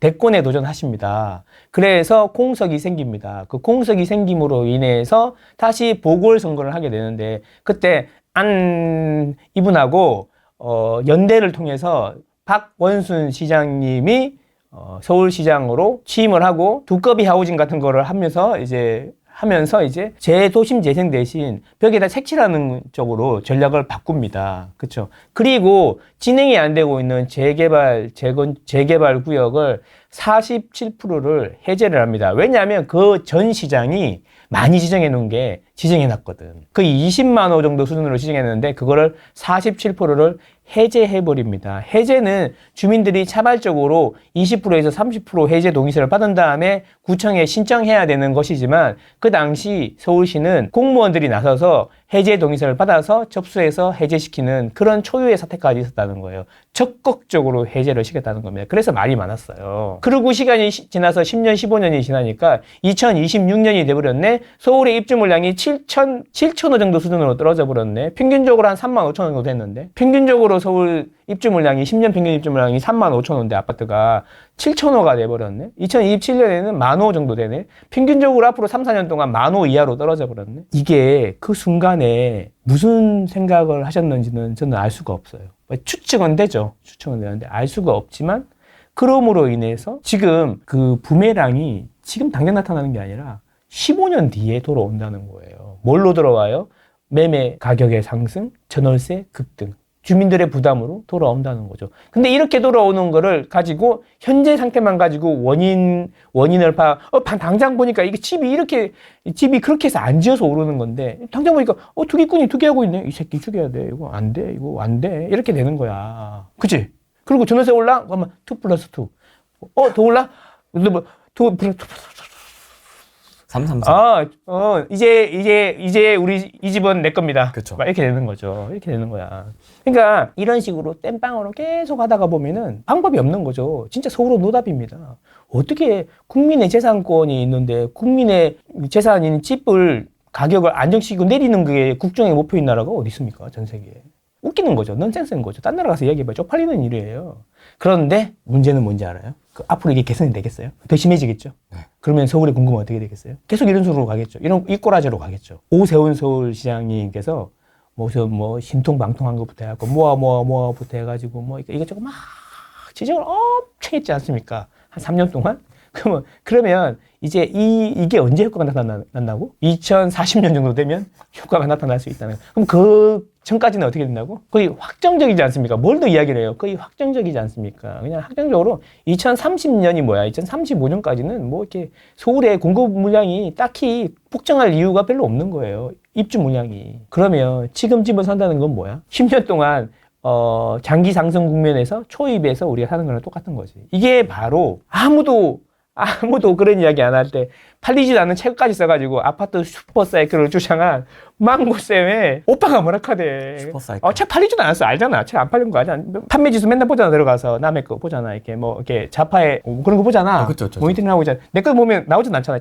그래서 슈퍼사이클의 초입이다라고 얼마나 이야기했습니까? 슈퍼사이클의 초입이다. 그런데 제가 보기엔 아직 여기서 멈출 것 같지는 않다. 한 3분의 1 정도 왔다. 경제 위기가 중간에 오지 않는 이상 그냥 편하게 사시면 되는데 자꾸 환율이 올라가니까 조금 쫄리긴 한다. 뭐가 터져도 이상하지 않아요. 뭐가 터져도 하나도 이상하지 않은데 주가는 이렇게 날아가고 환율은 박살나고. 그러니까 이거 뭔 일이야 이게? 어디서부터 터질까? 모르겠는데 터져도 지나가는 바람이잖아요. 그죠? 예, 그래서 1, 2년 지나면 또 오르잖아요. 봤잖아. 이렇게 안 가. 인생은 직선이 아니야. 곡선이야, 곡선. 이렇게 안 가. 우리 예상은 이렇지. 지금 10억이니까, 한 2, 3년 지나면 15억 되겠지. 직선으로 찌끄시고 조금씩 올라가야 되는데, 이게 막 플럭추에이션이라는 게 있죠. 그죠? 맞나, 발음이? 네.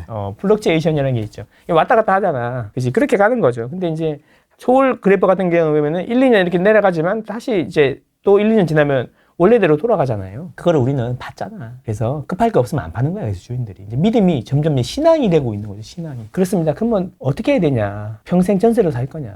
이런 생각을 한번 해봐야 되는 거죠. 전월세 시장은 이제 유통 물량하고 신규 공급 물량으로 볼 수가 있어요. 유통 물량은 뭐냐면, 당장 이사를 가야 되는 수요는 항상 존재하기 때문에, 취업이라든지, 학교라든지, 교육 문제, 아이들 교육 문제로 항상 이사를 가야 되는 분들은 항상 존재한단 말이야. 그럼 그 사람들이 그 특정 지역으로 전입하거나 전출하는 사람들이 항상 존재하는데 그때 내가 집을 못 사면 전세를 구하러 가면 그때 시장에 전세 매물이 몇 개가 나와 있는지가 되게 중요하죠. 이게 유통 물량이다라는 거예요. 유통 물량.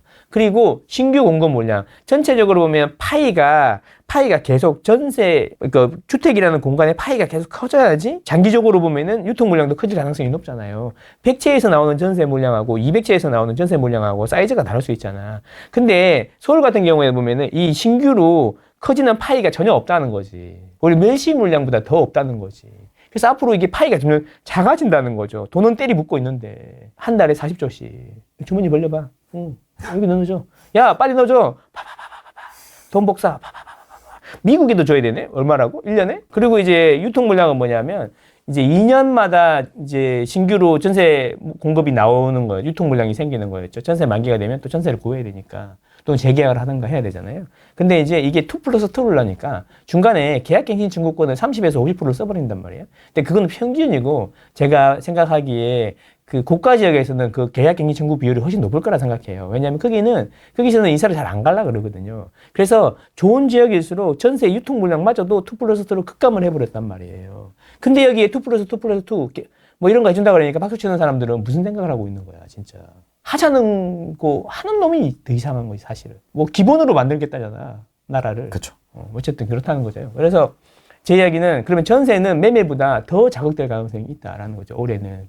작년에 모든 전문가들이 전세가 많이 오를 거라 그랬죠. 그랬는데 무슨 의미로 그랬냐면은 전세 상승률이 매매 상승률보다 높을 거라고 주장했단 말이에요. 근데 제가 그때 뭐라고 했어요? 그들의 주장은 대부분 이런 거죠. 야, 매매가 많이 오르면 이제 전세가 그 다음으로 차오르게 돼 있어. 그래서 매매가 너무 올라가니까 그 다음에는 좀 쉬고 전세가 이렇게 오르는 거예요. 그래서 이제 전세랑 매매랑 비슷하게 오를 거야라고 판단했단 말이에요. 근데 작년에 매매가 3배 올랐어요. 전세보다. 상승률이 3배 높았단 말이에요. 서울이. 그래서 제가 그래서 전세 가격이 안 차올라도 매매가 오른다라고 했던 게 이게 투자자들의 시대가 아니고 실수요자들의 시대이기 때문에 투자자들은 전세 갭이 중요하죠. 대출은 안 나오잖아. 다주택자들은. 그러니까 뭐 토지거래 허가 이런 거 없을 때는 그냥 전세 끼고 사면서 전세 가율이 높아야 투자자들이 많이 들어오고 그러면 또 매매가 올라가고 이런 식으로 돌아갔고 대부분의 사람들이 이제 갭 투자라는 걸로 전문가들이라는 사람들도 갭 투자라는 걸로 이제 투자를 접하고 부동산을 접하다가 보니까 그 생각이 남아 있는 거지. 근데 이제 실수요자 시장을 완전히 바꿨다고 내가 진짜 몇 번을 이야기하냐, 몇 번을. 더 공고히 될 거 아니에요. 그럼 실수요자들은 전세 갭 이런 거 아무 상관없어요. 그냥 사는 거예요. 오를 것 같으면 사는 거고 아니면 마는 거예요. 내 집 팔아가지고 가는 거예요. 근데 올해는 작년만큼 매매가 오르겠지만 전세는 작년보다 더 많이 오를 것 같다. 이런 생각이 드는 거죠. 그래서 제가 계속 말씀드리잖아요. 테러가 매매를 잡으면 모두가 행복해질 것 같냐. 매매를 잡으면 이제 사람들은 매매를 잡는다는 게 매매를 못하게 하는 거예요. 못하게 하는 거예요. 대출을 안 해줘서 못하게 하고 그리고 다주택자라고 못하게 하고 지방 산다고 못하게 하고 그지? 아니 우리나라는 토지거래 허가를 받아야 되잖아요. 국민들이 자유롭게 땅을 살 권리가 없어요. 아니, 구청장한테 허가를 받아야 돼요. 구청장이 뭐라고. 그런 나라잖아요. 우리나라만 그렇잖아, 전 세계적으로. 그러니까, 괜찮은 거잖아. 왜? 괜찮잖아. 왜? 아무도 말 안 하잖아. 어쨌든 그렇잖아. 그래서 이게, 올해, 그래서 이제 계속 못 사게 하니까 실수요자 위주로 돌아가고, 그래서 이제, 어쨌든 공급은 안 되고, 전세는 내년에 더 많이 오를 것 같다, 올해보다. 그래서 테러가 없다. 그럼 봐봐. 집을 못 사게 하면 사람들은 이제 매매를 안 하고 뭘 해야 돼? 전세나 월세, 임대를 구해야 되죠. 그러니까 임대하고 매매는 시소 같은 거예요, 시소 같은 거. 내 입장에서 보면은 임대를 하거나, 매매를 하거나, 매매를 안 해? 그러면 임대를 해야 되는 거야. 시소 같은 거야. 그래서 이걸 누르면 이게 올라가게 돼 있는 거야. 자연스럽게. 매매를 많이 누를수록 전세가 많이 올라가게 돼 있는 거지, 여러분. 이거를 왜 이해를 못할까? 시소 같은 거야. 이게 필수제 시장이라고 주식이랑 다른 거라고. 그래서 주식 출신들이 이 공간에 대한 이해가 없다고 계속 이야기하는 거야. 올라가는 거야, 올라가. 그럼 내년에 전세가 매매를 못하게 하면 못하게 할수록 전세가 더 많이 오르겠지. 유통 물량도 없어, 신규 물량도 더 없어. 어떡할 거야, 이제. 그래서 테러가 없다, 이제. 테러가 없고. 공급 입장에서는 서울은 노답이고, 이제 이제 임대 시장도 이제 노답이다. 테러가 없어요. 노답에 테러도 없다. 그래서 제가 행동하라고 계속 말씀드리는 겁니다. 뭐 욕을 많이 먹을 수도 있어요. 어쩔 수 없어요. 저는 그렇게 생각하기 때문에 말씀드리는 겁니다. 그래서 올해는 사십시오. 사면 반은 성공한 거고 4대 똑같은 가격으로 살 수 있는 것들 중에 더 오를 것 같은 거 미래가 더 밝아 보이는 거 사시면 8, 90% 성공하는 거다. 저는 이렇게 생각합니다. 지금 사요? 바로? 사야지. 은행보다 낫지. 더 오를 건데. 예. 아마 이런 겁니다. PIR 10 너무 비싸다 이런 얘기 하잖아요. 네. 그래서 이제 10년을 모아야 집을 살 수 있는데 이게 나라냐 이런 이야기잖아요. PIR 10은 그래서 10년 뒤에 집을 살 수 있다 이런 이야기인 거잖아요. 그건 거짓말이에요. 말도 안 되는 이야기죠. 무슨 그런 이상한 소리를 해요? 돈 뭐 1억 받으면 1억 다 저축해요? 반은 쓸 거 아니야. PIR 10이면 실제로는 20년 걸리는 거야. 근데 20년 동안 열심히 해서 모았어요. 말도 안 되는 소리죠. 20년 동안 집값이 안 오른다 생각하는 거죠. 이게 멍청한 이야기예요. 그쵸. PIR 10이면 20년 동안 돈을 모을 게 아니라 무조건 땡빚을 내서라도 집을 사야지. 20년 뒤에 영원히 못 따라가는 거예요. 영원히 PIR 10이라는 이야기는 월급보다 집이 더 빨리 오른다는 이야기하고 똑같은 거잖아. 그래서 10년 동안 모으면 집값은 2배, 3배가 되는데 어떻게 따라갑니까? 그래서 인플레이션 해지가 안 되니까 그래서 상대적 박탈감이 계속 집이 없는 게 아니라 상대적 박탈감이 커지는 거야. 가방이 없는 게 아니고 차가 없는 게 아니고 나는 아반떼 타는데 제가 벤처 타고 왔던데 며칠 지나니까 뚜껑 열리는 차를 빨간 차를 타고 오는 거야. 짜증나 안 나. 내가 차가 없어서 그런 건 아니잖아. 그러면 포르쉐 뚜껑 열리는 거는 이렇게 정체가 막 오면 공중으로 떠가지고 혼자 날아가나? 아니잖아. 아반떼랑 똑같이 가. 근데 왜 기분이 나빠? 뚜껑이 열리잖아, 저기도. 그래서 나도 뚜껑이 열리는 거잖아. 이런 거잖아.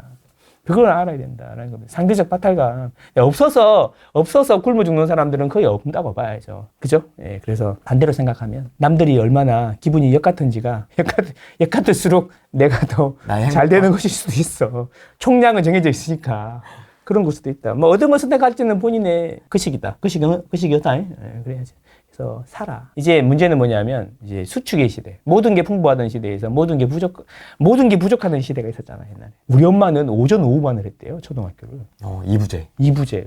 한 반에 60명씩. 60명씩 들어가고 막. 오전 오후반을 했고. 제가 중학교 때 저 중학교 때 62명이었거든요. 모든 게 부족한 시대였다는 거죠. 막 선생님 뒤에 지나갈 자리가 없을 정도로 빽빽하게 앉아 있었단 말이야. 모든 게 부족하던 시대에는 뭐든 있으면 돼. 학교도 있으면 돼. 좋고 나쁘고를 가릴 틈이 없어. 그냥 다 있으면 돼. 집도 마찬가지예요. 서울에 집이면 되지. 뭘 또 강남이고 뭐고 이런 따질 그게 없었어. 먹고 살기도 바쁜데 애들 교육은 뭐야? 애들이 학교에 자선 많이 시키면 되는 거지. 약간 이런 식으로 살았단 말이에요. 그래서 1998년 신문을 보면은 옛날에는 신문에요, 여러분. 아파트 가격이 나왔어요. 요즘처럼 인터넷이 있는 게 아니기 때문에. 그래서 중계동 신축 아파트를 팔고 2천만 원을 보태면 살 수 있는 아파트 리스트를 쭉 뽑아놨는데 거기에 대치동도 있었다는 겁니다.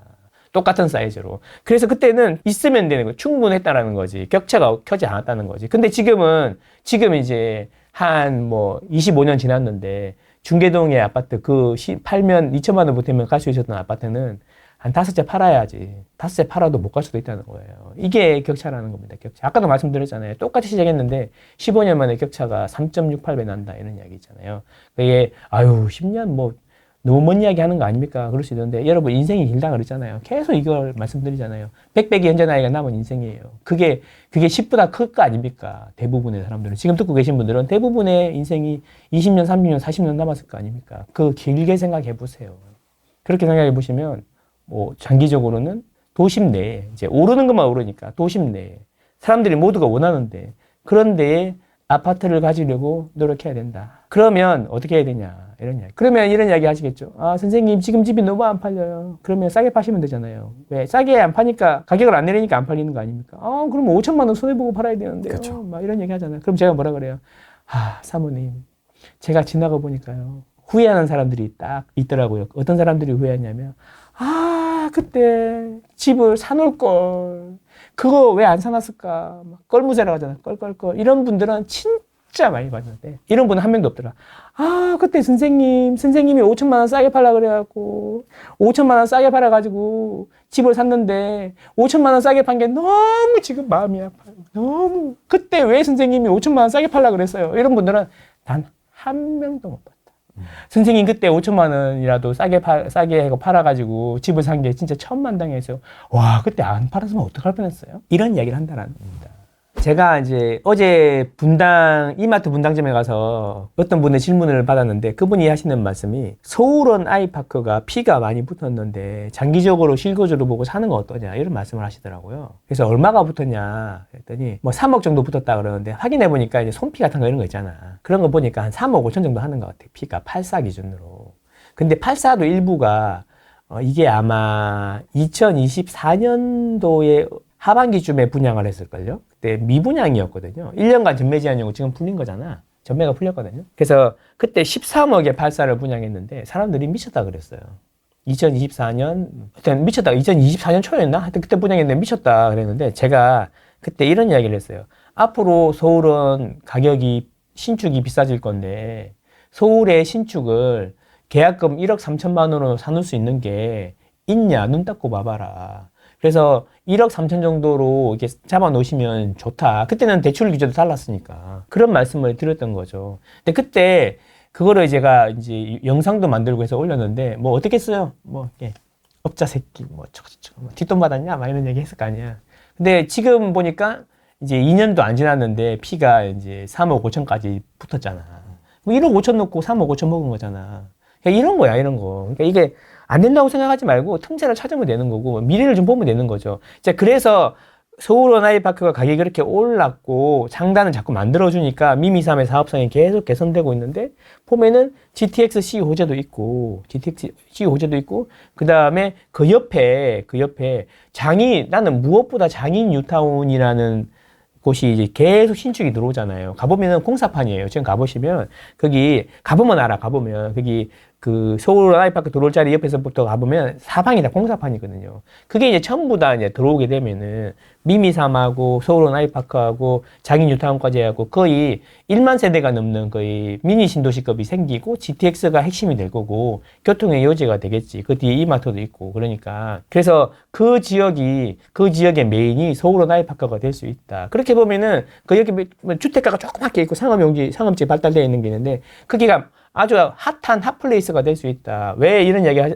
드리냐면은 올림픽 파크 프레온 이야기 엄청 많이 했잖아요. 근데 올림픽 파크 프레온 망했다는 이야기부터 해가지고 입주 물량 터지면 뭐 큰일 난다, 아니다, 뭐 이런 얘기 엄청 분석 많이 했잖아. 근데 나는 멤버십에서는 항상 그런 이야기 했어요. 이거는 당연히 오를 건데 파크 프레온이 1만 2천 세대가 들어오면 그 사람들이 먹으러 갈 데가 없고 건너편은 아파트고 올림픽 선수촌 아파트고 그 대각선 쪽은 또 공원이고 그리고 거기 시장 골목 조그만 게 하나 있다. 그거밖에 없거든. 그래서 1만 2천 세대가 들어오면 그 사람들이 다 이제 먹으러 갈 데가 없어. 그래서 올림픽 파크 프레온 앞 블록은 이미 올랐고 그 뒷블록 골목까지 다 비싸질 거다. 그래서 줄을 설 거다. 그랬는데 진짜 떡볶이집까지 줄 서서 먹더라고. 옛날에는 가지도 않던 데를. 막 그런 식으로 상권이 발달할 거다라는. 그래서 이제 강원대에 역세권이 있는데 서울은 아이파크 옆에 뭐 주택단지 상가지역 있는데 거기가 핫플레이스가 될 거라고 저는 매우 강력하게 확신하는 바입니다. 그래서 거기가 이제 서울 이제 북서부 쪽에서는 상당히 괜찮은 인프라가 만들어진 곳이 될 거다라는 거죠. 그래서 길게 보면, 아주 길게 보면 그런 호재들이 있기 때문에 그 호재가 가격 상단을 올려놨으니까 그 가격이 바로 된다는 게 아니라 이제 옛날에는 이렇게 지금 현재 가격, 옛날에 호재 가격 이러면은 요 정도의 폭이 이제 직선으로 보면 이렇게 이론적으로 이제 가는 건데 이게 올라갔으니까 이제 이렇게 가겠지. 그래서 그거를 이제 다 먹지 못하게 천천히. 그래서 상대적으로 상승폭이 클 거다라는 건데 미미상 같은 경우에는 대지 지분도 좋고 사업성이 좋은 데다가 추가적으로 서울시에서 이제 뭐 사업성 보전 개소라 그래갖고 공을 많이 들이는 거지. 우리 세훈이 형이 공을 많이 들이는 거야. 그래서 뭐냐면 기부 체납을 적게 할 수 있도록 또 바꿔준 거예요. 그게 또 엄청난 호재가 되는 겁니다. 집집마다 거의 1000단위에서 1억씩 꽂아준 거랑 똑같은 효과가 있는 거예요. 그런 걸 생각하시면 미미삼은 길게 보고 가시면 괜찮다라는 겁니다. 단기적으로는 어떻게 될지 몰라요. 근데 이게 바람이 분당 끝나고 나면은 이제 그 전체적으로 분당도 오르고 평촌도 오르고 갈 곳 없는 우리 1, 2억짜리 불쌍한 중생들이 소형 중흥 아파트들을 또 쓸어 담을 때쯤 되면 또 좀 더 한 단계 더 업그레이드 되지 않을까.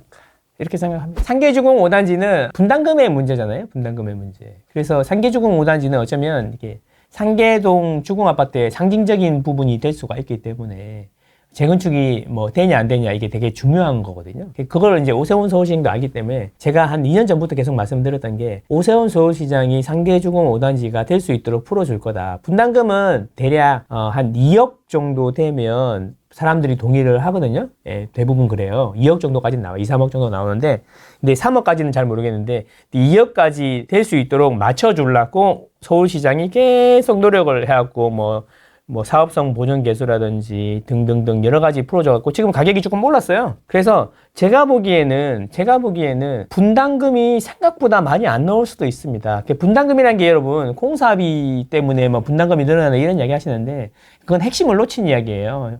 공사비가 중요한 게 아니라 서울 시내는 이제 공사비가 이제 지금 800인데 막 올라서 얼마나 될 것 같아요? 1000만 원? 1000만 원? 950천. 950천? 그러면 200만 원 올랐다고 칩시다. 200만 원 올랐다고 칩시다. 그러면 800에서 200 올랐으니까 25% 오른 거잖아요. 자, 200만 원 오르면 자, 보통 34평 기준으로 보면은 그러면 공사비가 얼마 정도 늘어나는 거냐면 25% 올랐으니까 34평 같은 경우에는 이제 계약 면적 기준으로 55평 정도 돼요. 그럼 50평 정도 된다 그러면은 그 200만 원 곱하기 50을 하면 되는 거죠. 그러면 1억 정도 올라가는 거죠. 근데 서울은 지금 아파트 팔사 가격이 얼마나 많이 올랐습니까? 1년 사이에. 2, 3억씩 올랐잖아요. 그 이야기는 뭐냐면 공사비가 200이 더 늘어나더라도 가격이 2, 3억씩 올랐기 때문에 분담금이 오히려 줄어든다는 거예요. 지금은 있잖아요. 공사비 증가 속도보다 아파트 가격, 주변 시세 상승 속도가 훨씬 높기 때문에 분담금이 계속 줄어들고 있는 구조라는 거예요. 금조프레싱님이 말씀하신 것처럼 그 현재 기준으로 보면은 분담금이 뭐 2억도 나오고 3억도 나올 수 있지만 그거는 현재 기준이고 나중에 1만 분양 할 때쯤 되면 가격이 훨씬 더 많이 올라 있을 거란 말이에요. 주변 시세가 많이 올라 있을 거란 말이죠. 그렇게 보면 이 지금의 분담금은 계속 줄어들 거다라고 보시는 게 맞아요. 그래서 여력이 안 돼서 뭐 이렇게 못할 것 같다는 이야기는 추상적인 이야기인 거죠. 여력이 되는지 안 되는지 일단 알 수가 없고 그 여력이 된다 안 된다 기준이 얼마 정도 되느냐 이런 걸 한번 생각해 보셔야 된다라는 겁니다. 반포 같은 경우에는 분담금이 12억이라도 하잖아요. 근데 이제 제가 보기에는 분담금은 거의 한 2억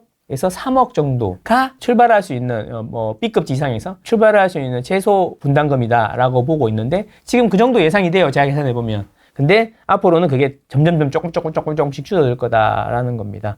그래서 지금은 공사비가 늘어나고 이런 이야기보다는 주변 시세가 얼마나 빨리 올라가고 있는지 이런 거에 대해서 관심을 많이 가지시고 서울시에서 갑자기 이제 종상향을 해준다든가 인센티브를 준다든가 그러면 더 빨라질 수도 있는 거예요. 미미삼도 그래서 인센티브를 많이 받아갖고 지금 많이 받아가지고 기부 체납이 많이 줄었어요. 그래서 사업성이 더 나오는 겁니다. 그런 근본적인 이야기를 좀 해야 되는데 다 이제 뭐 돈 없어? 그거 사. 뭐 올라요? 무조건 올라요? 더 좋아요. 뭐 서부권 대개조 못 들어봤어요? 막 이러면 안 된다는 거예요. 디테일이 필요하다. 단지마다 다 달라. 중계동도 상계중공도 많이 사는데 상계중공도 잘 보시면 계획 자체가 절망적인 데가 많아요. 근데 계획이 되게 나이스한 데도 있고 그걸 잘 단지마다 이게 나중에 분담금 차이가 많이 날 거야. 잘 보셔야 돼. 물론 뭐 옆집을 계획대로 해줘가지고 돈을 많이 벌면 이쪽이 이제 열받아가지고 걸켜가지고 억지로 해달라고 막 민원 넣어서 될 수도 있지만 당장은 그렇다는 겁니다. 그래서 아무거나 막 사면 안 된다. 살 수 있는 거 사는 게 아니라 살 수 있는 거 중에 제일 좋은 거를 사야 된다. 미래를 보고 사야 된다. 그게 지금 중요한 시기다. 라는 겁니다. 집 있는 사람들이 열받는 게 뭐예요? 우리 집이 안 올라서 열받는 거잖아. 올랐어 근데. 쟤보다 덜 올라서 걸리는 거잖아. 그러니까 덜 걸리려면 쟤보다 많이 오를 거 사야 될 거 아니야. 그런 생각이 좀 필요하다. 2026년은. 그렇게 보시면 되겠다. 여러분 이제 아파트 슈퍼사이클의 초입이다. 30% 정도 지났다라고 저는 생각하고 있고 2026년에는 사고 안 사고의 문제가 아니라 샀음에도 불구하고 격차가 벌어지는 그런 시기가 될 거다라는 겁니다. 그래서 이 격차를 줄이기 위해서 어떻게 해야 되는지 고민을 많이 해보셔야 되는 시기다. 혹시 아직도 집을 살 수 있는데 안 사셨다면 지금 결정하셔야 된다라는 겁니다. 뒤늦게 나중에 집을 사기로 마음 먹으면 그때 진짜 포모가 올 수도 있거든요. 그러니까 혹시 집을 안 사셨다면 당연히 집을 사셔야 되고 집을 사신다고 마음을 먹었다면 내가 할 수 있는 것 중에 앞으로 좋아질 거를 사시는 게 좋겠다. 1주택자 같은 경우에도 고민하지 마시고 상급지로 가시면 된다. 만약에 그게 서울이나 경기도 주요 지역 또는 수도권의 중심지라면 그렇게 말씀드립니다. 6개월 정도 뒤에 또 한번 다시 점검을 한번 해보죠, 같이. 그러면 그때 또 망고쌤이 이야기하겠죠. 오빠가 뭐라 카대, 어? 막 이렇게 될 거다라는 겁니다. 두고 보시죠. 예.